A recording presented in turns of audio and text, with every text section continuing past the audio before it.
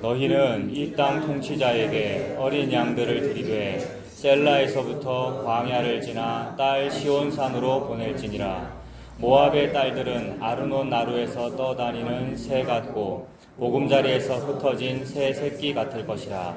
너는 강도를 베풀며 공의로 판결하며 대낮에 밤같이 그늘을 지으며 쫓겨난 자들을 숨기며 도망한 자들을 발각되게 하지 말며 나의 쫓겨난 자들이 너와 함께 있게 하되 너 모압은 멸절하는 자 앞에서 그들에게 피할 곳이 되라.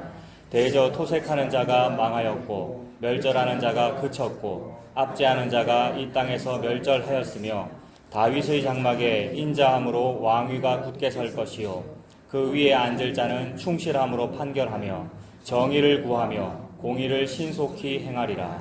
아멘. 지난주에도 우리가 모압에 관하여 살펴봤고 지난주에 살펴본 것은 15장의 모압이 완전히 멸망할 거라는 이야기였지 않습니까? 15장 1절에 모압에 관한 경고라라고 하면서 1절부터 15장 끝절까지 모압의 각 도시 이름 하나하나 다 말하면서 모압이 다 망할 것이다. 근데 모압뿐만이 아니라 모든 제국, 모압은 아직 제국 수준은 아닙니다만 모든 나라라고 하는 것은 즉 자의식을 가진 존재, 자아를 가진 존재는 자기 자의식을 지키기 위하여 그게 자존심이기도 하고요. 자기를 보호하려고 하는 거죠. 우리 경상도 말로는 그게 지삐 몰라라 그러지 않습니까? 모두가 다 그렇습니다. 그래서 자기밖에 모르는 그 자의식과 자아를 지켜내고 확장하기 위하여 성읍을 건설합니다. 그게 성읍이고 도시 문화고 문명이고 제국주의고 또 나에게 적용하면 그게 나라고 하는 몸이고요. 내 몸이 나의 성읍이거든요. 내 몸이라고 하는 이 집과 옷에다가 나를 담아둔 거란 말입니다. 그런 모습을 보여주는 거죠. 15장 1절부터 9절까지 전부 성읍을 건설했다는 말이 내 집 잘 지은 거죠. 그래서 노래 불러가면서 예수의 이름으로 잘 짓고 잘 짓세 우리 집 잘 짓세라고 하면 지은 그것이 물론 예수님 잘 믿는 집안이고 예수님 믿는 교회고 하지만 그것이 자기 성읍 잘 건설해가지고 예수의 이름을 동원해가면서 하더라는 거죠. 그 모압, 즉 그 나라고 하는 자의식 다 멸망할 것이다 하나님께서 경고하셨습니다. 그러고 나서 16장에도 이제 그 모압 이야기를 또 하는데 오늘 읽으신 그 16장 1절에 하나님께서 모압에게 지금 명령하시는 거잖아요. 뭐라고 명령하십니까? 너희는 이 땅 통치자에게 어린 양들을 들이되 셀라에서부터 광야를 지나 시온산으로 보낼지니라 라고 말씀하십니다. 모압 보고 하는 얘기겠죠. 15장까지 모압 망한다고 얘기했고 그 모압 보고 너희는 이 땅 통치자에게 라고 하니까 지금 이 땅은 어디냐면 이사야서니까 남유다를 말합니다. 그러니까 이 땅 통치자는 유다를 말하고 유다의 왕을 말하겠죠. 유다라고 하는 것은 특히 남북으로 분단된 상황에서의 남유다라고 하는 것은 하나님의 언약이 흐르는 나라이기 때문에 유다의 왕 이러면 여러분 중간 딱 생략하고 유다의 왕 이러면 누구를 의미하겠습니까? 유다의 왕은 예수님이겠죠. 중간 생략했다 그러는데 그 중간 과정이 뭐냐면은 유다 왕조 500년, 뭐 조선 왕조 500년처럼 왕조가 쭉 흘러가는데 북이스라엘은 자꾸 쿠데타가 일어나서 역성 혁명이 이루어지는데, 즉 성이 자꾸 갈리는데 남유다는 성이 안 갈리더라는 겁니다. 같은 족보로 쭉 연결되더라는 거죠.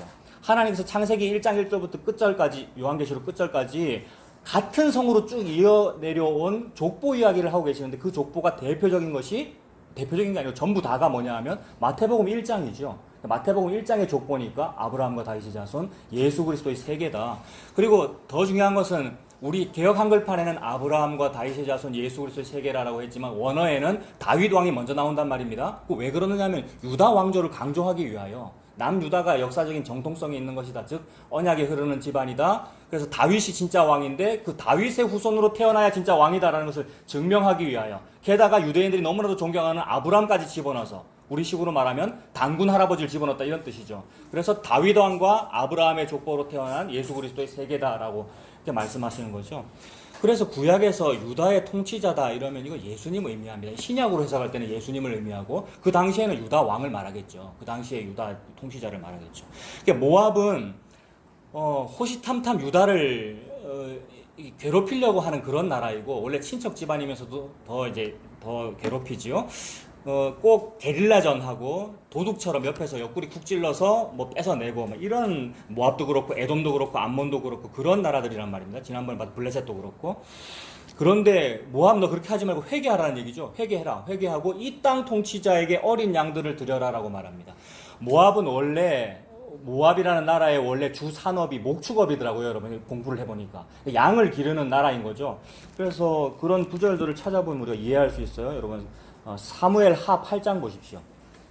구약 474페이지. 구약 성경 474페이지 사무엘 하 8장 2절.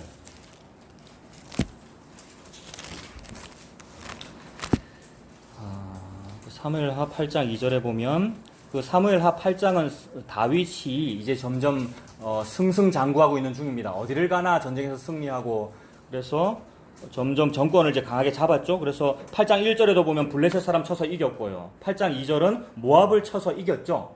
8장 2절의 그 맥락이 다윗이 또 모압을 쳤다. 그들로 땅에 엎드리게 하고 줄로 재어 그 2줄 길이의 사람은 죽이고 1줄 길이의 사람은 살리니 모압 사람들이 다윗의 종들이 되어 조공을 드리니라 이랬습니다. 지금 이사야 시대보다 한 100여 년 전, 한참 전에 지금 다윗 시대에 이런 일이 있었단 말입니다. 100여 년 전이 아니죠. 아주 한참 전에 이런 일이 있었는데 다윗이 모압을 쳐서 패잔병들과 포로들을 모압 포로들을 엎드려 뻗쳐 하라는 거죠. 여러분 이거 되게 웃겨요. 2절을 가만히 여러분 생각해 보세요. 땅에 엎드리게 했다는 다 엎드려 뻗쳐라고 해놓고 줄로 재어 2줄 길이의 사람은 죽이고 1줄 길이의 사람은 살렸답니다. 누구를요, 여러분? 다윗이 누구를요? 모압을요. 그러니까 모압을 굉장히 무시하는 표현이죠. 우리 지난번에 살펴봤던 그 율법서에도 모압은 어떻게 하라 그랬습니까? 영원히 여호와의 총회에 들어올 수 없다. 즉 영원히 천국 못 간다는 얘기잖아요. 그래서 매우 지금 어떤 민족을 무시하는 듯한 이미지라고요. 이것을 오늘날의 이 사상이 뭡니까? 인본주의고 천부인권 사상이잖아요. 그래서 인권, 누구의 인권, 범죄자의 인권도 다 보호해줘도 되고 저는 그거 동의해요, 개인적으로. 근데 그게 매우 불만인 사회잖아요. 이런 상태에서 지금 이거 읽으면 말도 안 되죠. 패잔병을 제네바 협정도 안 지키고 제네바 협정 여러분 아시죠? 전쟁을 해도 포로는 살려줘야 되고 여자와 아이는 보호해줘야 되고 이런 협정이 있단 말이에요. 근데 이 당시에 이게 하나님 나라의 왕이라는 다윗이 지금 이 따위로 행동하는 것이 예수님 안 믿는 사람에게 이거 딱 뭡니까? 약점 잡힐 수 있는 그런 일인데 하나님 도대체 무슨 말씀 하시는 겁니까 지금? 모압 패잔병을 엎드려 뻗쳐 시켜가지고 줄로 재어가지고 2줄 길이의 사람은 죽이고 1줄 길이의 사람은 살려라. 제 키가 170인데 줄자로 딱 돼가지고 170 이상은 죽이고 이하는 살려서 약한 사람만 살린다? 그런 의미로도 볼 수 있고요. 그런데 각주 숫자 2가 붙어 있네요. 줄로 재어라는 말에 숫자 2 붙어 있고 뭐라 돼 있습니까?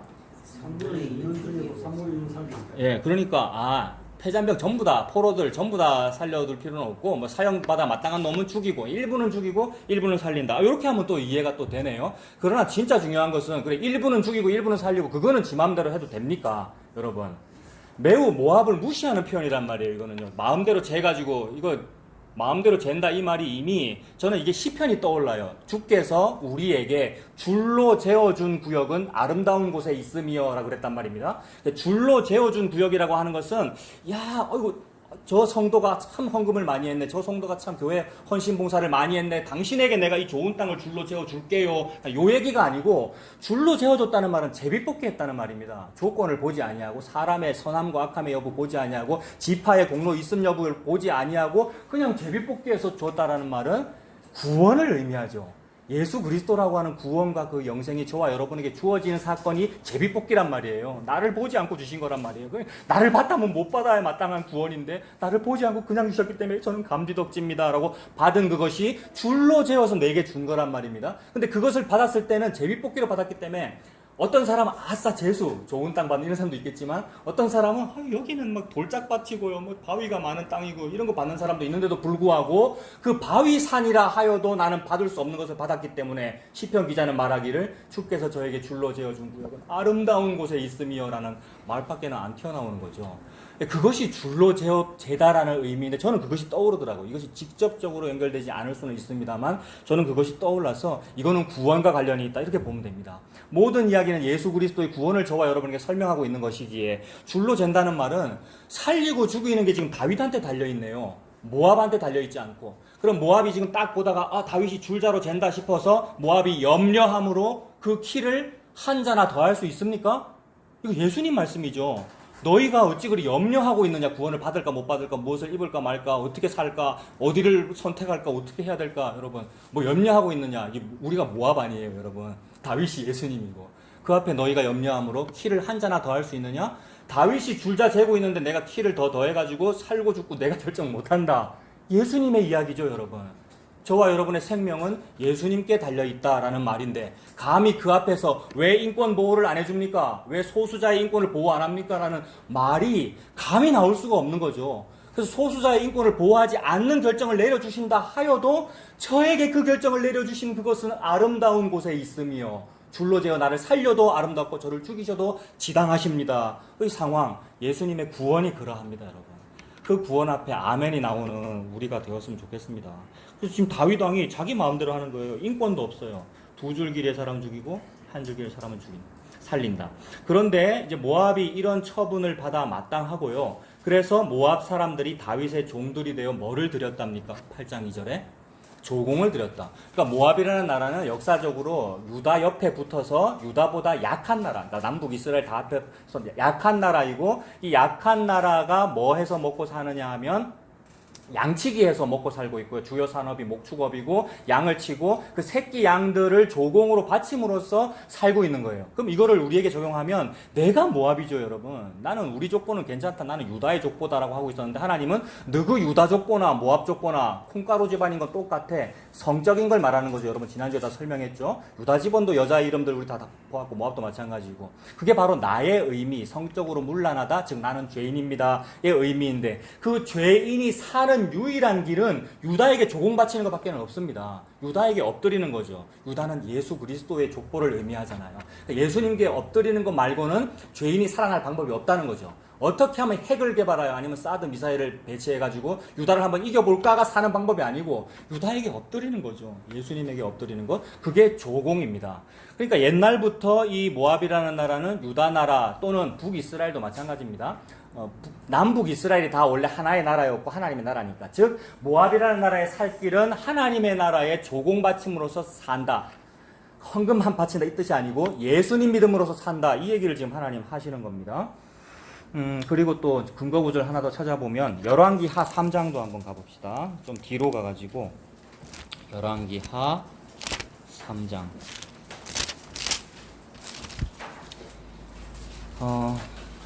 열왕기하 3장 4절과 5절도 보면 역사적으로 모압이 어떠한지를 지금 보여주는 겁니다.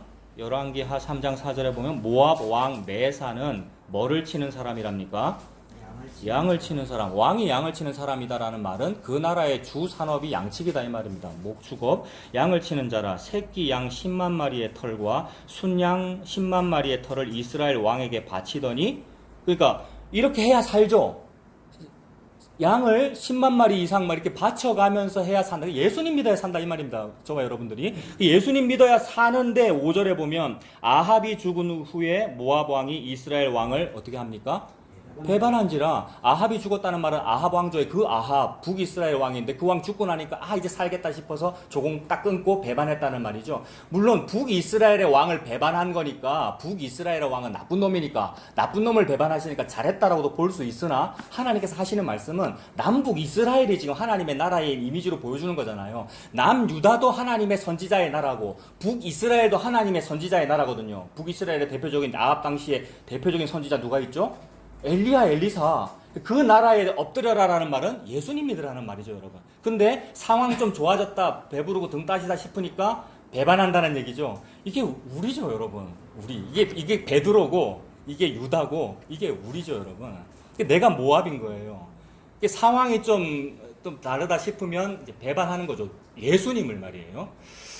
그래서 이제 그 유명한 말이 머리 검은 짐승은 거두는 게 아니라는 말이죠. 저와 여러분 전부 머리 검죠. 집사님 눈 마주쳤는데 집사님은 좀 희끌희끌 하십니다. 우리가 머리 검은 짐승인데 거두는 게 아닙니다. 그러니까. 근데 우리를 거두셨죠. 머리 검은 짐승은 거두는 게 아니다라고 우리나라의 그게 속담인데 근데 예수님은 거두시더란 말이죠. 예수님 거두신 게 뭐냐 하면 그게 밀양의 그 어린 애기 이야기고 에스겔 16장에 길가에 버려진 그 여자 이야기고 그 이야기입니다.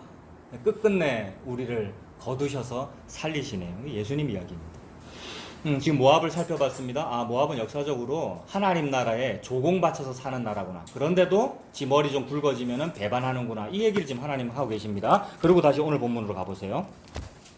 자, 986페이지. 이사야 16장이었죠.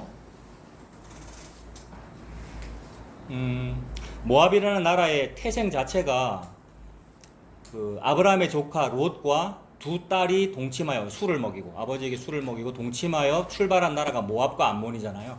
그러니까 대책이 없다는 말입니다. 아주 속수무책이고 그래서 씨가 있어야 사는데 즉 아들을 낳아야 민족을 이루고 나라를 이루고 집을 이루고 살게 될 텐데 아들을 못 낳겠다. 그럼 아버지에게 술이라도 먹이자의 상황이니까 씨가 없음의 상황은 나의 죄됨의 상황이고 내가 술을 먹여서 씨를 가지리라의 상황은 내가 죄지었으니까 이 죄를 내가 해결해 보리라의 이야기란 말이에요. 즉 나는 마실 물이 없으니까 내가 스스로 우물을 파보겠다는 것인데 그걸 보고 죄라 그래요. 원래 죄인 것은 원래 죄고요. 우리가 전부 다 죄인인데 그 죄를 내가 한번 해결해 보겠다라는 그게 죄란 말입니다. 그것이 사실은 성령을 모독하는 거죠, 여러분. 성령님께서 저와 여러분에게 주신 그 일이 예수님께서 십자가 지으셔서 돌아가심으로써 성령을 저와 여러분에게 내어주신 건데 그러므로 우리는 그 일이 없으면 예수님의 십자가와 성령 주심이 없으면 우리는 살 수 없는 존재이기에 저는 그 방법밖에는 없습니다 라고 하는 것이 성령을 영접하는 것이고요. 저 그거 말고도 다른 방법이 있어요. 즉 예수 안 믿고 내가 아버지에게 술을 먹여서 하든지 아니면 내가 무슨 방법으로 우물을 파서 물을 내가 만들어낼래요 라고 하는 방법이 성령 필요 없다는 뜻이니까 이게 성령을 회방하는 거란 말입니다. 신약에 성령을 회방하는 죄는 절대 용서함을 받지 못한다. 이 말이 율법서에서 지난번에 봤던 모압은 영원히 뭡니까? 영원히 여호와의 총에 들어오지 못한다는 말과 일맥상통하더라는 거죠. 그래서 왜 어떤 민족은 다 죽이라고 그러고 아말렉은 다 죽이라고 그러고 왜 어떤 민족은 여호와의 총에 못 들어온다고 그러고 왜 하나님 차별하시나 예수님만 믿으면 천국에 다 가는 것이 아닌가 하는 이야기를 이게 충돌하더라는 거죠. 근데 모압이라는 나라 태생 자체가 스스로 우물 파는 이야기더라. 즉 여호와의 총에 들어가지 못하는 근거가 된다. 그래서 성령님을 회박한 일이다. 그게 예수님 안 믿는 거다. 예수님 안 믿으면 구원을 얻지 못한다는 그 이야기입니다. 그러니까 그 상황이 목이 말라서 우물을 팠는데 마실 물이 없는 상황인 거잖아요. 뭐 파면 팔수록 흙탕물이 나오니까 비참한 상황입니다. 그래서 16장 2절이 비참한 상황이죠. 모압의 딸들은 아르논 나루에서 떠다니는 새 같다. 아르논 나루라고 하는 것은 어떤 강가의 나루라고도 볼 수 있고 어떤 또 주석을 보니까 강은 없는데 큰 골짜기 뭐 이런 모습도 보이던데 한마디로 뭐 그림처럼 그리면 되겠죠. 어떤 나루터가 있는데 나룻가에서 이렇게 보니까 새들이 아주 을씨년스럽게 뭐 물새 같은 것들이 을씨년스럽게 강물에 떠다니더라. 행복해 보이는 모습이 아니고 비참하게 유리방황하는 모습을 이렇게 그리고 있습니다. 나루에서 떠다니는 새 같고 보금자리에서 흩어진 새 새끼 같을 것이라. 보금자리 이제 도피성에 딱 모여 있어야 이런 보호를 받는 거잖아요. 어미새가 물어다 주는 생명의 양식 먹고. 근데 보금자리에서 흩어진 새 새끼 같을 것이다. 새들이 어미새도 아니고 새끼들이 흩어져 있다는 말은 맹수가 물어갈 수도 있고 비참한 상황인 거잖아요. 이것이 딱 예수님께서 보실 때 너희들의 상황이 목자 없는 양과 같다라고 말씀하시는 그 상황이죠, 여러분. 그 부분 제가 읽어드릴게요. 여러분 복음서 다 아시니까 마태복음 9장에 예수님 그 말씀하신 거 제가 읽어드릴게요. 예수께서 모든 도시와 마을에 두루 다니사 그들의 회당에서 가르치시며 천국 복음을 전파하시며 모든 병과 모든 약한 것을 고치시니라 라고 하고 있는데 왜 병에 걸렸고 왜 약합니까 지금? 왜 이 마을에 두루 흩어져 있고 유리방황하고 좋은 선지자 나타났다 싶으면은 아픈 사람 다 데리고 가서 이 선지자 만났다가 이 의사 만났다가 저 의사 만났다가 이제 예수 나타났다 싶으니까 예수한테도 갔다가 그 우리가 그 당시 백성이 왜 그러고 있습니까? 태생적으로 우리나 유다나 모압이기 때문에 그렇죠. 스스로 이 죄를 해결하지 못하기 때문에 이 죄됨 때문에 목자 없는 양같이 흩어짐의 상황이란 말이에요. 모압만 그런 게 아니고 유다가 그러하고 오늘날 우리가 그러하더라는 거죠. 그래서 그런 유리방황하는 우리 목자 없는 양과 같은 상황을 예수님께서 불쌍히 여기셔서 가는 곳마다 지금 가르치시고 계시네요.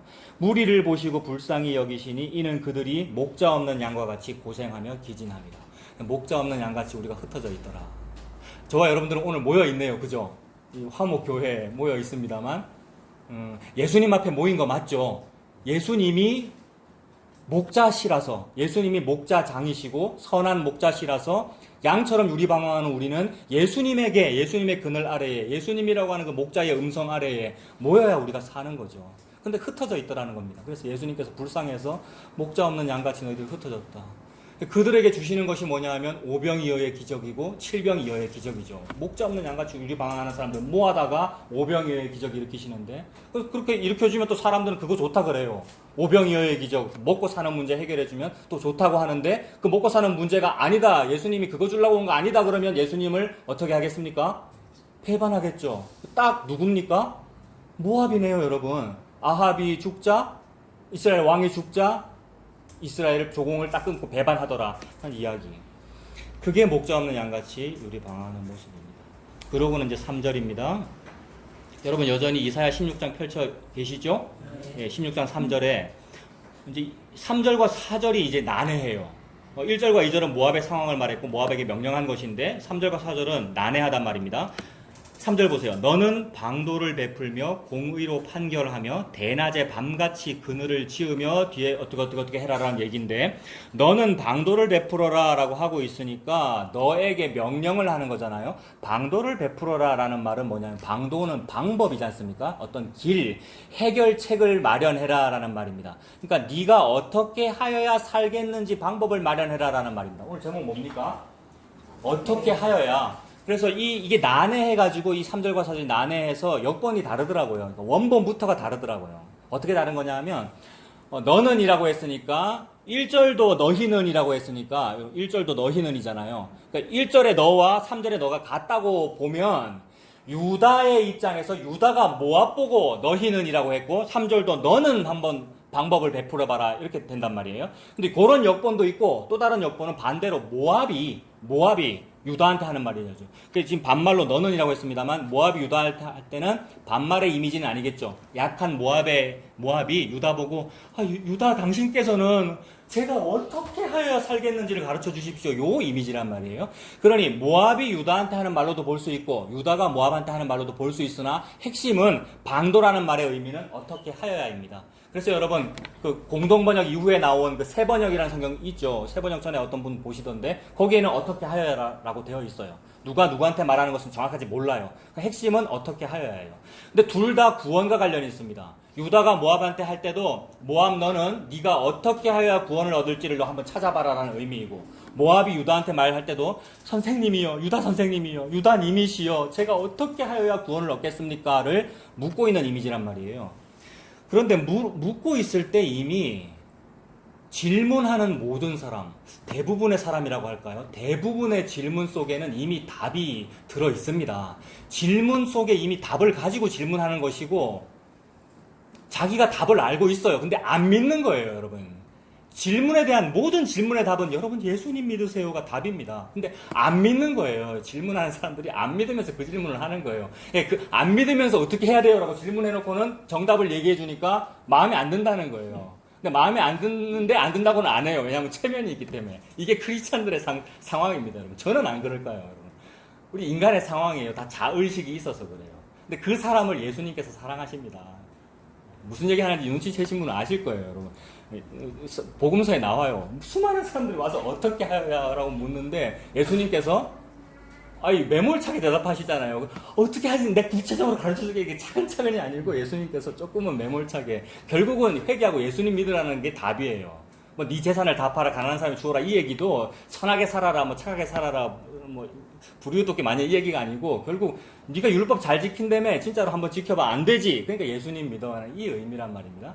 근데 그거를 이미 다 알고 질문하는 거예요, 인간은. 하나님 앞에 엎드리는 게 답이잖아요. 그런데도 안 받아들이는 겁니다. 그래서 재물이 많은 거로 근심하고 가요. 어떤 사람은 재물이고 어떤 사람은 다른 목표예요. 어떤 사람은 다른 뭐가 있어요. 그 답을 목사가 안 해주기 때문에, 그 답을 예수님이 안 해주시기 때문에 싫다는 거예요. 그게 조공 끊는 거예요, 여러분. 안 믿는다는 얘기입니다, 예수님을. 그런데 그것이 회개되어서 여러분, 성령님께서 그 일을 하십니다. 그 예수님을 믿게 되시는 저와 여러분 되셨으면 좋겠습니다. 그래서 지금 어떻게 하여야가 핵심입니다. 너는 방도를 베풀며 공의로 판결하며, 모압이 유다한테 하는 말로 보면 유다님이시여 저에게 공의로 판결해 주세요. 대낮에 밤같이 그늘을 지어 주세요. 도피성이 되어 주세요라는 얘기잖아요. 답 알고 있네요. 유다가 도피성이 되어 주세요라고 말하고 있는 게 답을 알고 있는 거란 말입니다. 유다가 도피성이 예수님 도피성의 얘기잖아요. 부지 중에 살인한 자가 모압이고 우리고요. 그 도피성에 들어가라. 즉 조공 바쳐라. 모압이 예수님 앞에 엎드려라. 예수님 믿어라. 그리하면 산다. 너와 네 집이 구원을 얻으리라. 이 얘기잖아요. 그늘을 지어주세요. 쫓겨난 자들을 숨기며 도망한 자들 발각되지 않도록 저를 도와주세요. 그리고 4절도 나의 쫓겨난 자들이 너와 함께 있게 하되 너 모압은 이라고 했는데 개역 성경에만 너 모압은 이라고 되어 있고 다른 역본들은 이 모압, 너 모압과 나의 쫓겨난 자들이 같다고도 표현되어 있어요. 그러니까 이거는 오래된 사본들이라 우리가 정확히 알 수 없으나 예수님이 말씀하시는 의미를 전달하면 전혀 부족함이 없습니다. 그래서 성경 무호설이에요. 성경 무호설이라고 해놓고는 이런 게 안 맞잖아요 라면서 시비 걸면서 말씀 보존학회 같은 것이 이거 성경 틀렸다고 하는데 틀렸죠 여러분. 인간이 인쇄소에서 출판해낸 게 어찌 맞습니까 여러분. 그렇게 봐야 되는 거예요. 그러나 하나님의 말씀은 요 글자들을 말하는 것이 아니고 종이와 잉크를 말하는 것이 아니라 구원을 설명하는 그 예수 그리스도의 십자가를 설명하는 그 이야기들이니까 그 이야기를 저와 여러분에게 전달하면은 전혀 부족함이 없단 말이에요. 평생 교회 다니다가 요거 한번 못 읽고 죽는 사람도 있잖아요. 대표적으로 예수님 십자가 옆에 한편 강도는 성경이나 똑바로 읽었겠습니까 여러분. 근데 구원을 얻음에 전혀 부족함이 없다는 건 뭡니까? 예수님의 구원을 전달함에 조금도 부족함이 없다는 말입니다 여러분. 인쇄물과 출판물은 우리가 오류가 있음이 마땅하죠. 그래서 사본마다 다른데 너 모압이라는 말과 4절에 쫓겨난 자들을 동격으로 보면 돼요. 모압이 쫓겨난 자들이란 말입니다. 모압이 나그네고요. 모압이 죄인이라는 말이죠. 모압에게 유다가 함께 있게 하고 모압이 멸절하는 자 앞에서 그들에게 피할 곳이 되라. 대저 토색하는 자가 망하였다. 멸절하는 자가 그쳤다. 토색하는 자, 멸절하는 자가 아까 제일 강한 아까가 아니고요. 제가 원래 설명했던 아수르 같은 나라, 여러분 제가 연속해서 지금 설교를 하고 있기 때문에 아수르 같은 나라가 강대국이 되어서 블레셋도 괴롭히고 모압도 괴롭히고 암못도 괴롭히면서 유다와 이스라엘도 괴롭히는 거잖아요. 그러니까 모압 입장에서 아수르가 막 무서워 죽겠는데 아수르가 멸절하는 자고 토색하는 자란 말입니다. 그들 그쳤으면 좋겠고 유다라고 하는 도피성에 피하고 싶은데 도피성이 되어주세요. 제가 어떻게 해야 살겠습니까? 라고 유다에게 묻고 있는 중이죠. 질문에 답 다 들어있죠? 네가 방금 질문한 대로 유다가 도피성이라는 게 답이야. 이게 답이죠 여러분. 예수님 믿으라는 이야기죠. 그래서 이 3절과 4절은 그렇게 방도를 묻고 있는 겁니다. 또 유다도 방도를 얘기하고 있는 중이고 모압도 방도를 묻고 있는 겁니다. 제가 어떻게 해야 살겠습니까?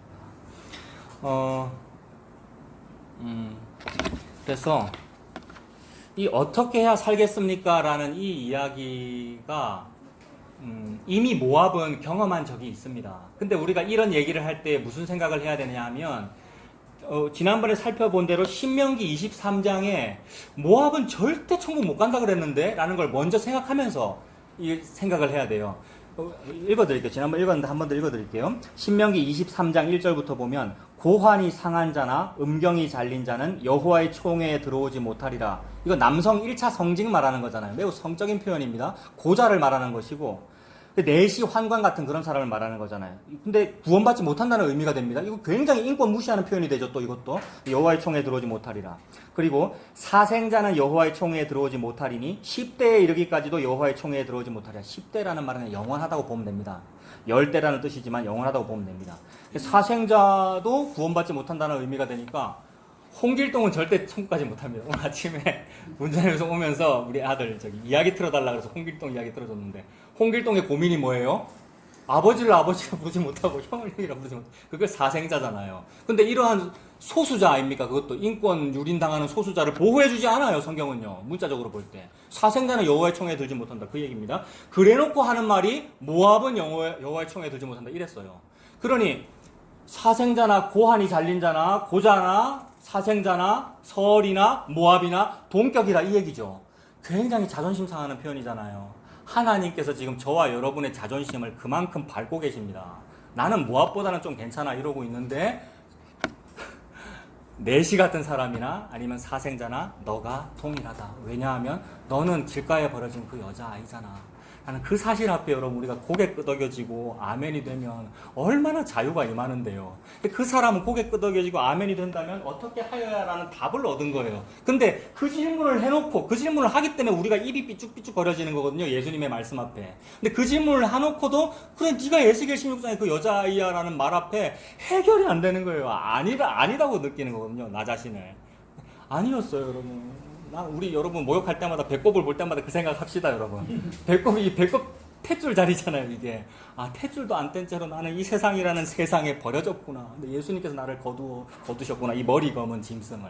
그래서 짐승을 사람 만드셨구나. 그래서 짐승을 사람 만드는 이야기에 시편 49편 아닙니까? 생명을 구원하는 속전을 돈으로는 영원히 마련하지 못하는데 그 어려운 걸 해내신 분이 예수님입니다. 배꼽 볼 때마다 그 생각하면 되겠구나. 그 믿음으로 살았으면 좋겠습니다. 지금 모압 얘기에다 이 얘기했죠. 모압이 고한 잘린 자와 동격이고 사생자와 동격이라는 말입니다. 그러므로 모압은 영원히 구원을 얻을 수 없는데 그 율법 그렇게 딱 말씀해놓고 룻기에 가서 뭐라 그러십니까, 여러분? 룻기가 도대체 무슨 얘기예요? 모압 여자 이야기잖아요, 여러분.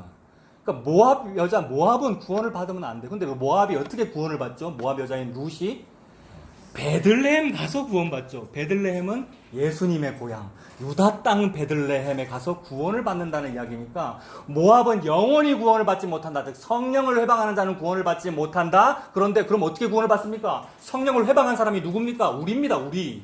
성령을 회방한 사람 우리 모두예요. 그러므로 우리 모두는 구원을 받지 못하니까 질문해야죠. 그 말씀을 하신 분에게. 나는 어떻게 하여야 구원을 얻겠습니까? 보아스의 보리밭에 가라. 이 말이죠, 여러분. 어떻게 하여 구원을 얻겠습니까? 베들레헴으로 가라. 모압에서 살지 말고. 어떻게 해야 구원을 얻겠습니까? 네 성령을 회방하니까 네가 구원을 못 받잖아. 어떻게 해야 구원을 받겠습니까? 성령을 회방하지 마. 이 얘기죠. 뭐가 성령을 회방하지 않는 것입니까? 예수님 믿는 거죠, 여러분. 예수님 믿는 거죠. 예수님 믿는 것이 성령을 회방하지 않는 것입니다. 왜냐하면 예수님께서 십자가 지시고 성령을 부어주셨기 때문에 그 예수님의 십자가를 믿는다는 말이 성령을 받아들인다는 말이에요. 예수님 믿는다는 의미이죠.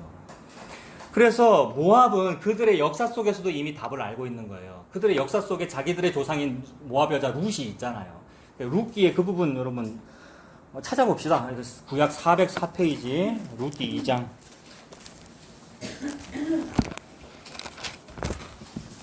(404페이지)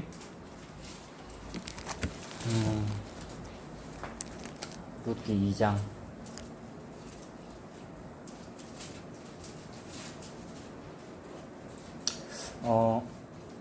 2장 3절 같은 건 우리가 많이 봤죠. 2장 3절에 보면 룻이 가서 베는 자를 따라서 밭에서 이삭을 줍는데 우연히 엘리멜렉의 친족 보아스에게 속한 밭에 이르렀더라. 이 우연이라고 하는 것이 하나님의 필연이잖아요. 저와 여러분의 이 인생길을 진짜 우연의 연속으로 연결되고 있잖아요. 근데 세상적으로 볼 때 뭐 우연이다 이게 아니고 하나님의 우연은 하나님의 필연입니다. 그래서 내 입장에서는 우연이에요. 어쩌다가 교회 다니게 됐어요, 여러분. 우리가 당군의 후손인데 어쩌다가 예수님 믿게 됐고요. 그 외국인 선교사님들이 200년, 300년 전에 원래 중국 갈라 그랬고 일본 갈라 그랬고 그랬단 말입니다. 근데 중국 갔다가 저쪽 옆 반도도 하나 있는데 거기가 조선이래. 이래서 왔는데 그게 우리 입장에서는 우연이란 말이에요. 하나님 앞에서는 그게 필연이고요. 우리 입장에서는 우연이기 때문에 하찮다 이 말이 아니고 참으로 나의 공로와 관계없이 구원 얻었군요 라는 이 의미죠. 어쩌다가 나에게 온 것이니까. 그래서 나는 공로가 없는데 노력 안 했는데 저에게 왔어요 때문에 감사한 그 이미지죠. 우연히 보아스에게 속한 보리밭에 이르렀더라. 그래서 이제 이 여인 룻이 아침부터 늦게까지 막 이거 보리 이삭을 줍는데 그 동네 사람들이 볼 때 참 저 모함 여자 저주받은 여잔데 근데 참 갸륵하네. 왜냐하면 시어머니 나오미를 버리지도 않고 함께 와가지고 봉양하려고 이삭을 줍고 있으니까. 이삭을 줍는다는 말은 유다의 율법 아래 들어왔다는 말입니다. 유다의 율법은 뭐죠? 추수할 때에 밭주인은 이삭을 훑어서 추수할 때 땅에 떨어진 것은 줍지 말아라. 왜냐하면 고아와 과부와 나그네와 짐승들 먹이로 주게. 근데 못된 주인은 어떻게 하겠습니까?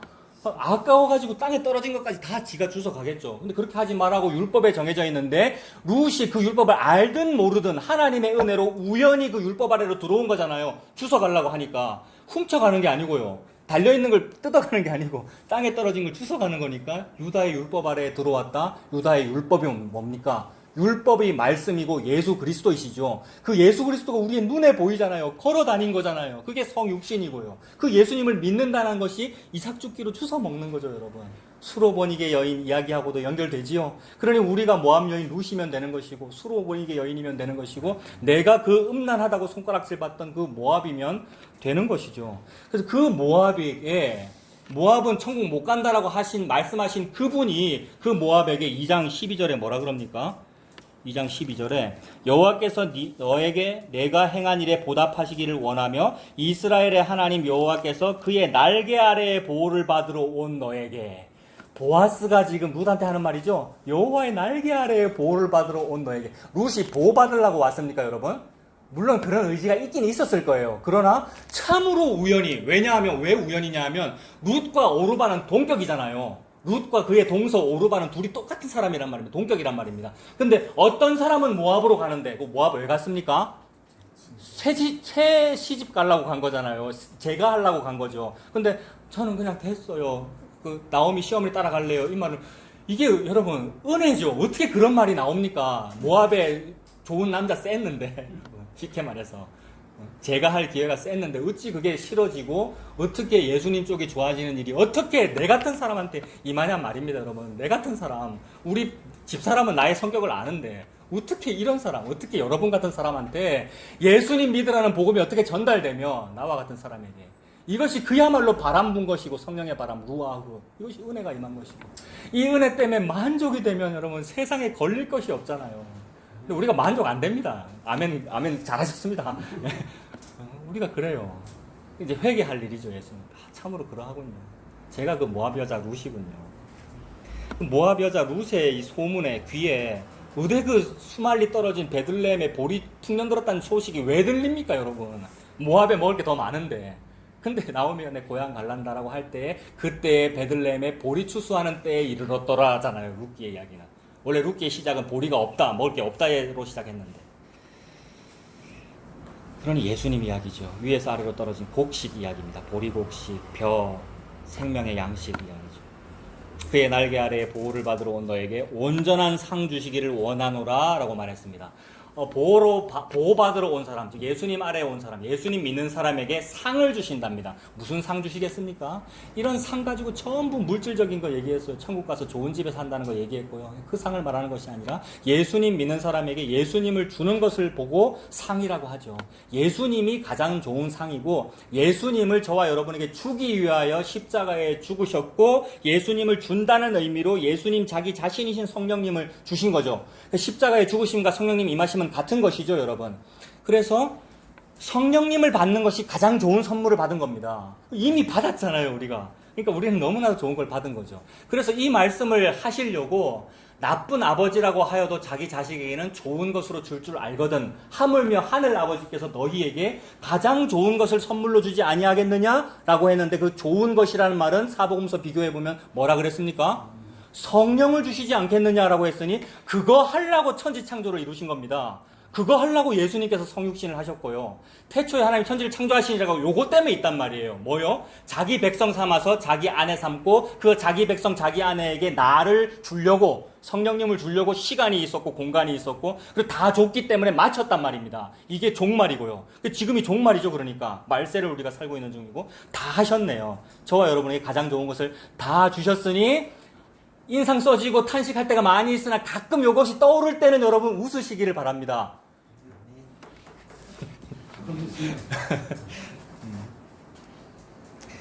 이것이 주님께서 주시는 만족이죠. 하나님께서 주시는 복입니다. 룻에게 그게 우연히 임했어요. 룻은 지금 뭔지 몰라요. 이게 뭔지. 나중에 시어머니한테 조금 설명 듣고 조금 알아요. 시어머니가 밤에 조금 설명해 주니까 조금 알고, 그래서 예쁜 웨딩드레스 입고 화장하고 그날 밤에 보리타작마당 가는 거잖아요. 보아스에게로. 그리고 룻이 이제 조금씩 알아요. 그 2장 13절에, 룻기 2장 13절에 보면 룻이 이르되 내 주여 내가 당신께 은혜 입기를 원하나이다. 나는 당신의 하녀 중의 하나와도 같지 못하오나. 너무나도 놀라운 자존감입니다. 이거 자존심이 아니고 너무 예쁜 자존감이라고요. 이거 예수님 볼 때 너무 안아주고 싶은 자존감이잖아요. 나는 당신의 하녀 중의 하나와도 같지 못하오나. 수로보니게 여인의 그 자존감이잖아요. 이게 네 믿음이 크도다 이랬습니다. 예수님한테 네 믿음이 크도다 이 말 들으면 끝난 거예요, 여러분. 아무리 신학을 하나 중요하지 않냐고 예수님한테 이 말 들으면 여러분 복을 다 받은 거잖아요. 나는 당신의 하녀 중에 하나와도 같지 못하오나 당신이 이 하녀를 위로하시고 마음을 기쁘게 하는 말씀을 하셨나이다 하니라. 그래 그 이후에 이제 인생 역정, 즉 하나님의 질서에 따라 보아스가 질서 다 지킵니다. 그날 밤에 바로 결혼 안 하지요. 질서에 따라 아내로 삼습니다. 그 인생 역정이 펼쳐지죠. 저와 여러분에게. 그런 삶입니다. 그래서 어떤 목사님은, 그 유명한 목사님이제 존 스토튼지 그 어떤 분이 잘 지금 생각 안 나는데 그분이 룻기는 달콤 쌉싸름한 사랑 이야기다 이렇게 표현했답니다. 딱 말 되죠. 이거 뭐 멋있으려고 지은 말이 아니고 그야말로 달콤 쌉싸름한 거예요. 사랑 이야기니까 달콤해요. 19금 이야기도 나오고 그러잖아요. 근데 쌉싸름해요. 거짓골 되었고 그 다음에 천국 못 간다는 저주가 이미 임한 모압 여자니까 쌉싸름해요. 근데 사랑 이야기예요. 예수님께서 저와 여러분과 결혼하시는 그 이야기이죠. 그래서 여기서 다 해결이 되죠. 율법에는 우리는 구원받지 못한다라고 이미 정죄되어 있습니다. 모압은 영원히 여호와의 청에 들지 못한다. 그래서 고린도 전 후서에도 불의한 자는 여호와의 나라 하나님 나라 유업으로 받지 못한다. 그게 남색하는 자고 동성연애하는 자고 탐색하는 자고 탐심 부리는 자다라고 했는데 그게 나고 모압인데 그 사람을 구원하기 위하여 예수님께서 십자가 지신 이것을 보고 자비라 그러고 사랑이라 그러고 그래서 이 사랑이 내가 예수님 먼저 사랑한 것이 아니라 사랑은 여기 있으니 그가 우리를 먼저 사랑하사 이 일을 이루신 거 그래서 천지 창조하셨구나 그래서 태초애가 있구나 그래서 성경 66권이 있구나 아 이거 하시려고 하나님 자기 백성 삼으셔서 십자가로 구원하시려고 이 모든 시공간과 역사가 있구나 아, 그러니까 나의 모든 질문 어떻게 하여라는 인류의 보편적인 이 질문은 아 예수님 믿어야 되는구나로 다 귀결되고 수렴되고 그렇게 해결됩니다. 그래서 그 신약에 와서 성령을 모독하는 자는 영원히 사하심을 얻지 못한다. 이게 영원한 죄가 된다라는 이야기도 그렇게 해결됩니다. 성령을 모독하는 것이 예수님을 안 믿는 것을 말하고 그럼 그 죄는 용서받지 못한다? 예수님 안 믿으면 용서받지 못한다 이 말이죠. 예수님 안 믿으면 천국 못 간다 이 말이죠. 그런데 예수님 믿으면 구원을 얻습니다. 근데 예수님 믿는 그 믿음은 어떻게 얻게 됩니까? 내가 믿어야지가 아니고 우연히 그렇게 되더라는 거니까 우연히 엘리멜렉의 친족 보아스에게 속한 보리밭에 이르렀더라가 되는 거니까 오로지 예수님의 은혜이시군요. 오로지 성령님이라고 하는 바람의 은혜이시군요. 그분을 믿는 것 외에는 방법이 없습니다. 그런데도 사람들은 포기를 안 해요. 우리가 포기하지 않는다라는 것이 우리의 습성입니다. 왜냐하면 선악과 먹었기 때문이거든요. 그래서 그 습성을 알면 회개가 터져 나오겠죠. 내가 그렇군요. 제가 선악과를 먹었기 때문에 내 자의식을 포기를 안 하는군요. 그래서 그런 사람들을 하나님께서 예수님이 예로 드시는데 사복음서에 다 나오죠. 이 어떻게 하여야 하는 사복음서에 다 나옵니다. 근데 마태마가 누가는 똑같이 나오고 요한복음은 좀 다르게 나오죠. 이 어떻게 하여야 하는 그 맥락 찾아볼까요? 신약성경 126페이지 누가복음 18장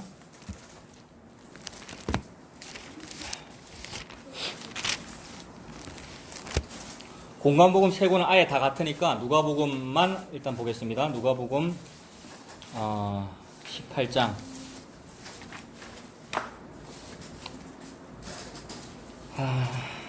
누가복음 18장 18절에 보면 어떤 관리가 물어 이르되네요. 질문입니다. 질문. 인간은 기본적으로 질문을 가지고 있죠. 모세가 그러하잖아요. 모세가 하나님께 당신 이름이 뭡니까? 라고 질문합니다. 알고 싶은 거예요. 근데 그 당신 이름이 뭐냐 하면 비동사였죠. 하나님의 이름 비동사 나다였습니다. 그래서 우리가 아무리 어떤 다른 방법으로 무슨 책을 인용하고 무슨 온갖 내 지식과 복음을 다 동원하여 이런 질문을 할 만하겠지 해서 질문을 해도 하나님은 뭐라고만 대답하시냐면 내다라고만 대답하신다 이 말입니다. 그 말은 예수다라고만 대답하시는 겁니다. 예수님이 답이야 라고만 답을 하시는 거죠. 그래서 모든 어떻게 하여라는 질문에 대하여 회개하고 예수님 믿어라라고 대답하십니다. 물론 문자적으로 그렇게 안 적혀 있는 경우도 있어요. 문자적으로는 답하라 가난한 사람에게 주라 이렇게도 되어 있는 경우는 있으나 결론이 하나님 말씀의 의도는 예수님 믿으라는 뜻이죠. 예수님이 나다라고 대답하신 것이죠. 그래서 이 관리가 묻는다고 하는데 다른 성경에는 청년이라고도 돼 있고 그죠? 어떤 부자라고도 돼 있고 관리가 물어 이르되 선한 선생님이여 내가 무엇을 하여야 영생을 얻으리이까 선하다라고 말하는 거 딱 보니까 이미 외식을 하고 있는 거예요. 그냥 막 선생님 이름 물어도 되는데 그러니까 털털한 사람은 저기요 이렇게 묻는데 이게 외식하는 사람은 선하신 선생님이시여 라고 묻습니다. 그게 예수님을 높인 것 같지만 사실은 이게 외식한 거란 말이에요. 격식을 차리고. 선한 선생님이여 내가 무엇을 하여야 영생을 얻으리까? 예수께서 이르시되 네가 어찌하여 나를 선하다고 말하느냐? 하나님 한 분 외에는 선한 이가 없느니라.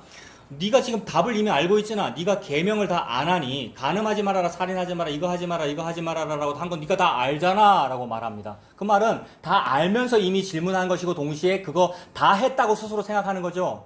우리가 스스로 착하다고 생각합니다. 특히나 복음 알고 예수님 믿으면 저부터가 그러하고요. 아, 나는 좀 괜찮구나. 다른 저 이상한 율법주의나 뭐 이상한 목사들보다는 나는 좀 괜찮구나라고 스스로 내가 답을 알고 있단 말입니다. 그거 회개하라는 말이죠. 스스로 알고 있는 그거, 선줄로 생각하는 그거 회개하라는 말이죠. 이 회개의 영이 저에게, 여러분에게 임했으면 좋겠습니다. 그래서 지금 이 사람은 당당해요. 나 그거 다 지켰는데요? 라고 하니까, 아, 다 지켰다고? 다 지켰으면 너 돈 많으니까 다 팔아서 가난한 사람에게 줘라. 이렇게 말씀하시는 거예요. 진짜로 다 지켰다면 부자일 리가 없다는 뜻이고요. 그렇다면 가난한 사람은 다 율법 지킨 건가? 가난해도 율법 다 안 지킨 겁니다. 왜냐하면 율법 지키면 들어와도 복을 받고 나가도 복을 받는다 그랬잖아요. 근데 구약의 그 복이 기본적으로 문자적으로 그림자로서는 돈 말하는 거 맞단 말이에요. 그림자로서는 물질 축복 말하는 거 맞단 말이에요. 그림자에 담아준 것이니까. 그래서 어디를 해도 뭘 해도 걸리도록 만들어 놓은 거예요. 네 가난하네, 율법 안 지켰네, 이렇게 되고요. 네 부자네, 율법 안 지켰네. 얼마나 많이 네가 편법 행위를 했으면 돈이 너한테 갔겠니라는 얘기란 말이에요. 그것에 대하여 너는 구약 사람이든 신약 사람이든 이 관리든 부자든 아니면 오늘날의 나든 율법 안 지키고 있어. 이 말은 율법 지킴으로써는 어떻게 하여야가 해결이 안 돼 라고 말씀하시는 중이죠. 그러므로 지킴으로써는 해결이 안 되니까 저는 방법이 없군요가 해결입니다. 이게 오호라 나는 곤고한 사람이로다 이 사망의 몸에서 누가 나를 건져내랴의 상황. 그래서 누가 나를 건져내랴가 건져낼 분은 예수님밖에 없습니다라는 의미가 된단 말이에요. 그렇게 신앙 고백이 터지면 네 믿음이 크도다가 되는 거죠. 제가 모압보다 못하군요가 되니까. 근데 이 사람은 모압보다 자기가 부자예요. 모압보다 자기가 의롭다고요. 그래서 의로움으로 재물이 많아 근심하며 돌아갑니다. 어떻게 해야 질문해놓고 해결이 안 된 거죠. 답을 못 얻은 거예요. 예수님은 답은 다 했는데. 답을 못 얻으면 여러분 개운하지가 못하잖아요. 찝찝하고 좀 더 해야 되나? 율법을 좀 더 지켜야 되나? 아, 진짜로 이거 팔아서 누굴 줘야 되나? 가난한 사람들. 그렇게 고민을 하게 되잖아요. 그 이야기이죠. 23절에 보면 그 사람이 큰 부자이므로 이 말씀을 듣고 심히 근심하더라. 부자인 것도 걸림돌이 되고요. 가난한 것도 걸림돌이 되고요. 여러분. 그러면서 예수님 하시는 말씀이 24절부터 예수께서 그를 보시고 이르셔 재물이 있는 자는 하나님의 나라에 들어가기가 얼마나 어려운지. 어떻게 어렵습니까? 어느 정도로 어렵습니까? 25절에 보면 낙타가 그죠? 예, 낙타가 이 봉우리가 2개나 있어가지고 들어갈 수가 없는데 그만큼 어렵다. 그랬더니 사람들이 이거 어떻게 그러면 누가 천국 갑니까? 하니까 예수님 하시는 말씀이 여기 이 누가복음의 맥락은 뭡니까? 네, 사람이 할 수 없는 것을 하나님은 하실 수 있느니라. 사람이 할 수 없는 것을 하나님은 하실 수 있느니라. 사람은 사람의 방법으로는 부자가 되어도 가난한 사람이 되어도 율법을 다 지켜도 못 지켜도 천국에 못 가네요. 사람으로는 할 수 없어요. 그러니 그에게 바람 불어야 됩니다. 성령의 바람. 그래서 어쩌다가 우연히 보아스의 보리밭에 이르러야 구원을 얻습니다. 그래서 어쩌니 우연이라고 하는 역사를 이루시는 분은 예수 그리스도이십니다. 우리의 입장에서는 우연이지만 그분은 필연이에요. 태초 이전에 다 알고 있었어요. 내가 지금 이 물을 마실지 안 마실지를 태초 이전에 다 정해놓은 거 아니에요. 나는 막 우연히 바람 불었고 우연히 마셨고 이러는데 예수는 태초 이전부터 아시는 거 아닙니까? 태초 이전부터 작정하신 그 일, 예정, 작정, 선하신 작정, 그게 뭐냐 하면 십자가입니다. 그래서 하나님으로서는 다 하신다라는 말이 십자가로 구원하신다는 의미이죠. 그래서 십자가는 율법 다 지킨 자나 어떻게 지킨 자나 못 지킨 자나 부자나 가난한 자나 그래서 인간의 관점에서 볼 때 부자는 천국 못 갈 것 같은데 그것도 십자가는 구원한다. 하나님으로서는 다 하신다 이렇게 되죠. 그러면 성령 해방하는 자도 구원 얻네요. 그러면 구약으로 연결하면 모압도 구원 얻네요. 음경이 잘린 자나 고환이 잘린 자나 사생자도 예수님 믿어서 구원 얻네요. 그래 신약과 구약 모든 것이 예수님 십자가 아래로 다 모이는 거죠. 전부 해결되는 거죠. 이것을 보고 에베소서에서는 예수님으로 다 통일된다. 예수님 아래에 다 통일된다. 만물을 통일하시고 십자가 아래로 다 복종시키는 거죠. 근데 그 복종이 안 된다? 희망이 없는 겁니다. 교회 안 다니면 됩니다, 여러분. 희망이 없는 거니까. 예수님 안 믿어진다? 희망이 없는 거죠, 여러분. 그것은. 예수님 믿어진다? 너무나도 큰 복을 받은 것이죠. 네 믿음이 크도다라는 말씀을 들은 것이고요. 그래서 어떻게 하여야라고 하는 그 질문에 대한 답은 여러분 회개하고 예수님 믿으십시오. 이것이 답입니다. 세례 요한도 그렇게 말했고 예수님께서 전도하시는 모든 것도 회개해라. 천국이, 즉 나가 가까이 왔다 이렇게 말씀하신 그 일이죠. 요한복음 6장에도 마찬가지면 제가 읽어드릴게요. 그들이 묻되 우리가 어떻게 하여야 하나님의 일을 하오리까? 예수님 뭐라고 대답하십니까? 어떻게 율법 지키고 하는 그 일이 하나님의 일이 아니고 하나님이 보내신 나를 믿는 것이 하나님의 일이라. 6장 29절에 말씀하셨죠. 그리고 사도행전에 가면 사도행전 16장 29절에 보면 빌립보 감옥에 이제 사도 바울 일행이 갇히는데 지진이 일어나가지고 그죠? 옥문이 열려서 다 탈출했다 싶어서 간수가, 죄수들 다 탈출하면 간수가 자기 목숨 내놓아야 되는 거잖아요, 당시 법에. 근데 바울과 실라가, 찬송 부르던 바울과 실라가 그대로 앉아있으니까 놀래가지고 어떻게 됩니까? 묻죠. 뭐 물어봅니까, 간수가? 이건 물어보죠, 여러분. 어떻게 하여야? 그때 바울이 뭐라 말합니까? 주 예수를 믿으라. 그리하면 너와 네 집이 구원을 얻으리라 하고 그 너와 네 집에 가서 복음 전하죠. 그 주 예수를 믿으라가 답이지요. 어떻게 해야 됩니까? 예수님 믿어라가 답입니다. 그리고는 오늘 본문 5절로 가보십시오. 이제 마무리하겠습니다. 이사야 16장 5절 986페이지입니다.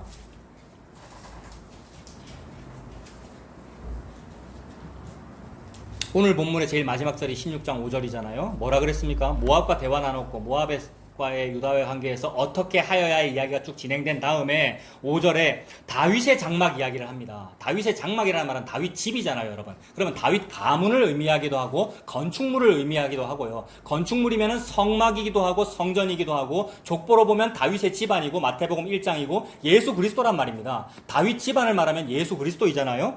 다윗의 장막에 인자함으로 왕위가 굳게 설 것이다 라고 이미 약속했어요. 다윗이 제가 성전 지어드릴게요 라고 할 때 이미 약속했단 말입니다. 네가 나를 위해 집을 짓는 게 아니고 내가 네 장막을 짓는 거야. 내가 성전을 짓는 거야. 내가 너를 위해서 집을 지어주는 거야 라고 약속했고, 그때 이미 다윗이 이 좋은 것을 주셔서 감사합니다 이랬어요, 여러분. 이 좋은 것이라 그랬단 말입니다. 이 좋은 게 뭐였어요, 아까? 성령님이고 십자가죠. 그래서 저와 여러분이 받았다는 건물이라고 하는 것은 십자가로 완성되는 그 예수님을 믿는 그 일을 말합니다. 그게 장막이고 집이고 그게 성전이고요. 그래서 성도가 성전으로 부름받은 거죠. 오늘날에는 예수님 믿는 사람이 다윗의 장막이란 말이에요. 예수님 믿는 사람이 성전인 거죠, 우리가. 이 성전에 예수 그리스도가 계셔야 그게 성전인 거 아니에요. 그러니까 하나님께서 그걸 이미 약속하신 거죠. 다윗의 장막에 인자함으로 왕위가 굳게 설 것이다. 다윗 왕위가 끊어지지 않는다. 역성혁명이 일어나지 않는다. 즉 예수님 태어난다. 그 위에 앉을 자는 충실함으로 판결하며 정의를 구하며 공의를 신속히 행하리라 라고 했습니다. 지금 모압에게 필요한 건 뭐냐 하면 친절을 받는 거예요. 모압은 친절을 받아야 돼요. 모압 여인 룻은 친절을 못 받으면 죽어요. 근데 보아스가 친절히 대우해 준 거잖아요. 그러니까 누가 저와 여러분을 친절하게 대우해 주는 이웃입니까? 우리가 자꾸 물어봐요. 이웃이 누굽니까? 물어보는데 내가 네 이웃이다라고 대답하신 거잖아요. 그러니까 나는 모압인데 예수님이 이웃이 되셔서 저와 여러분에게 뭐를 베풀어 주는 거냐 하면 5절을 베풀어 줍니다. 첫 번째 인자를 베풀어 주고요. 보십시오, 5절에 충실을 베풀어 주고요. 정의를 베풀어 주고 공의를 베풀어 줍니다. 저와 여러분에게. 그러니 인자함과 충실함과 정의와 공의를 베푼 그 사건이 예수님의 십자가죠, 여러분. 예수님의 십자가로 저와 여러분에게 친절을 베푸셔서 우리를 교회에 삼으셨습니다.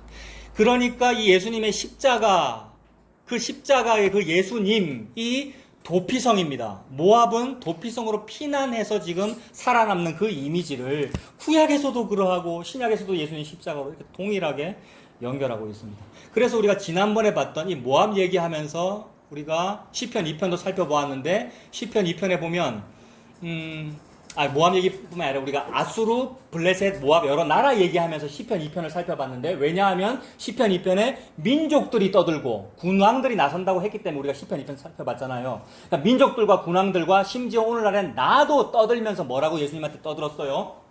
어떻게 해야 되는데요? 라고 우리가 떠들고 있는 중이란 말입니다. 그것에 대하여 시편 2편의 결론이 뭐였죠? 시편 2편 결론 마지막 절이 뭐였냐면 그의 아들에게 뽀뽀해라 이렇게 되어 있어요, 여러분. 그의 아들에게 입 맞추어라 이렇게 되어 있습니다. 시편 2편의 결론이. 그 무슨 뜻이겠어요, 여러분?